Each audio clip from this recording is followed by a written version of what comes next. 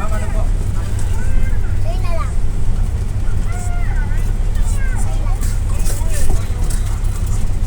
Padre Pio po is namatay noong 1968. Then nakasunod po siya noong 2002 kasi po, nung namatay po siya, saka po siya na-declare na Santo. magiging santo. Then gusto nyo din po ba marinig yung mga information about sa Bacoor, Cavite? So, Bacoor, Cavite po, so total name, ang pangalan niya po is nagmula sa name na Bacol or your parents na gawa sa kawayan. So, yung iba, may iba pong tawag sa Bacoor, Cavite, ang tawag po sa kanya is Bacoor. Then, ang total land area niya po is approximately 46 kilometer. Then, Sa Pagdino tayo about layo. naman po sa Bacoor, Cavite, naging flashpoint po siya noong 1872. So, may nakakalam po ba kung ano nangyari noong 1872?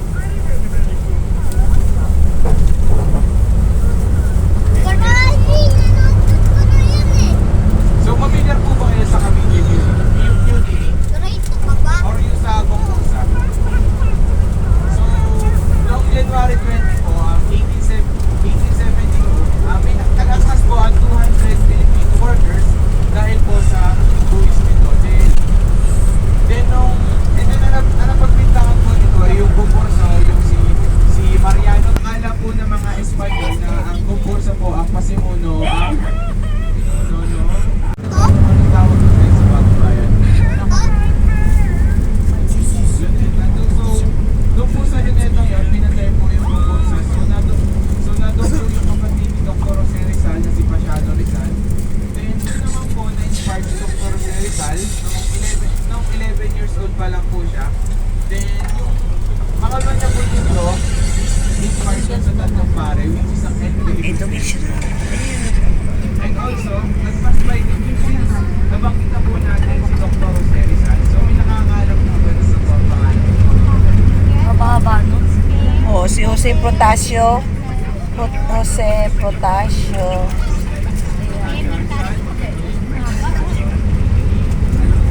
Alonso. Irizal.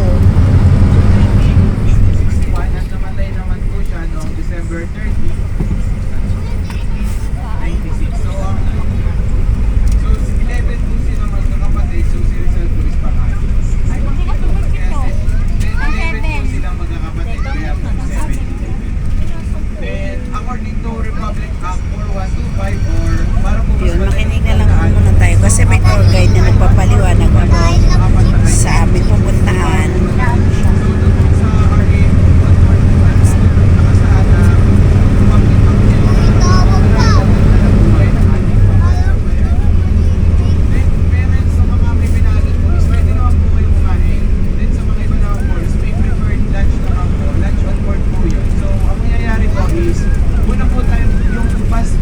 Bus to and request po na pupunta ng Padre Pio. Then yung bus 1 is pick up yung pagkain natin sa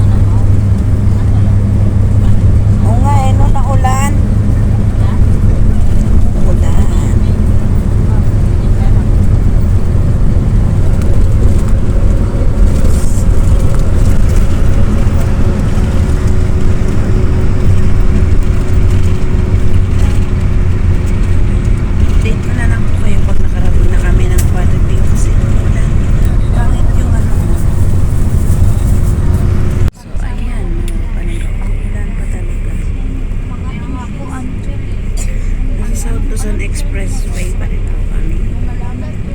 Binabaybay namin yung malakas na ulan. Buti dito hindi na palagaan. Umina na.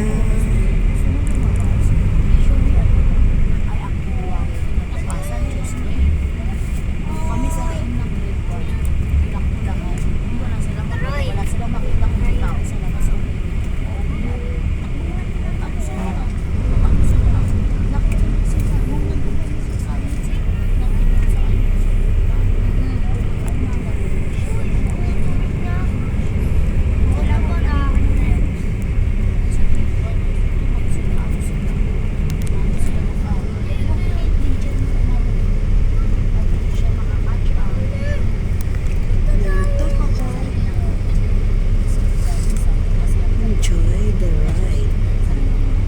To the traffic. Napakaganda.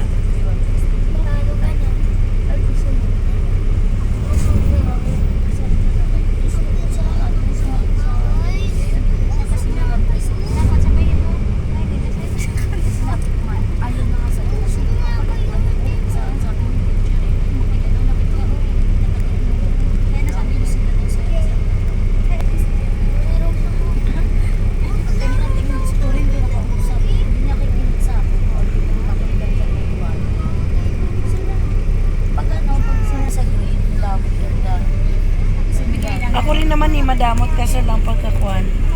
Pag alam kong deserve, binibigay ko yun.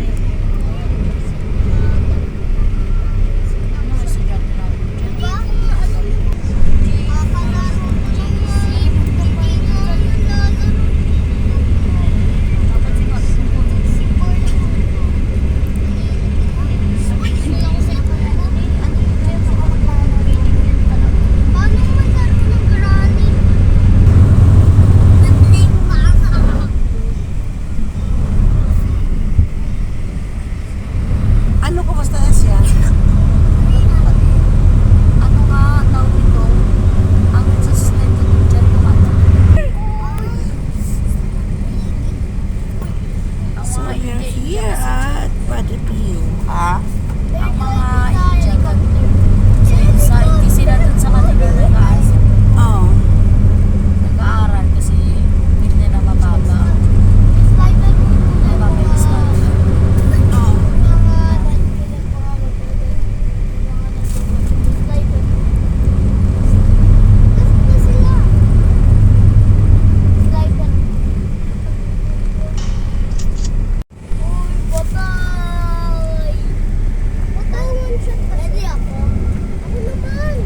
Punta kami, nakapunta na ako dito noon eh.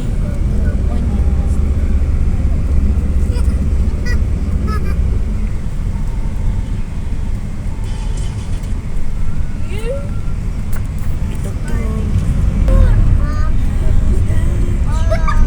Bitugtog na naman, lolo.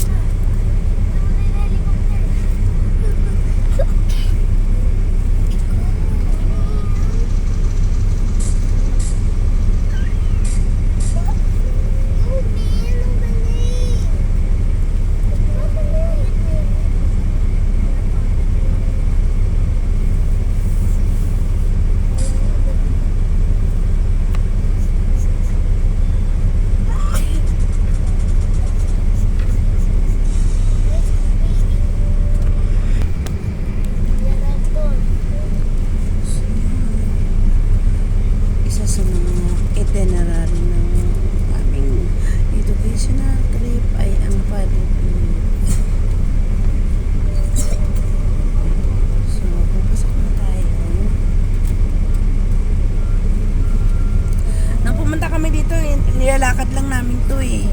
Grabe ka ba kayo? Oh, sobrang traffic. Oo, nakapunta na ako dito. Baka kami titigil sa Mercury Max. Ha? Kasi ni Jer. Si ma'am si ma'am She. Meron ako alaga ko. Kasi chan mo baby ko. Tara dito sa teacher. Kasi asente. Siete. Tara Ah. dito ka sa Ano pa pag ano yan? Asete? ang init. Dapat isa pa sa asis pa ka. Mamaya sa labas. Ano masakit? Asan mama niya? Kasi dapat hindi mag-play para... Oh! Maris ka dyan. Ito. Sumusuka ka pala sa biyahe. Asan mama niya? Parents, bigyan po namin kayo ng 30 minutes na para po mag-ikot po doon sa loob ng simbahan. Then by 10:35 balik po kayo sa bus. Then doon po kami papalik po dito. Lagay na po natin. Hey, mami, ito. Okay na po. 10:35 po balik po tayo doon sa bus. Doon po sa may taas. Sa may kasama ng isang bus. Doon po kami paparada. Okay. Kasi hindi naman ako nabasa. Nabasa ka? Hindi naman. Si Nathan. Ay, si Jessie.